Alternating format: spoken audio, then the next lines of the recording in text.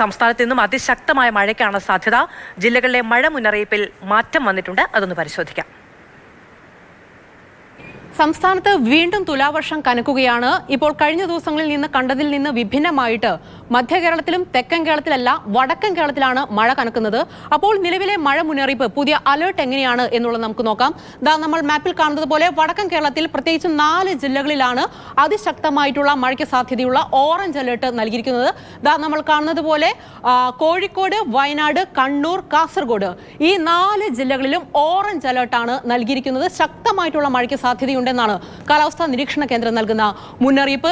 നോക്കൂ, ബാക്കി 10 ജില്ലകളിലും യെല്ലോ അലർട്ടാണ് നൽകിയിരിക്കുന്നത്. ഒറ്റപ്പെട്ട ശക്തമായിട്ടുള്ള മഴയ്ക്ക് സാധ്യതയുണ്ട് എന്നാണ് പറയുന്നത്. ഇടിമിന്നലിലും ശക്തമായിട്ടുള്ള കാറ്റിനും സാധ്യതയുണ്ട്. ബംഗാൾ ഉൾക്കടലിലും അറബിക്കടലിലും ഒരു ന്യൂനമർദ്ദം രൂപപ്പെട്ടിട്ടുണ്ട്.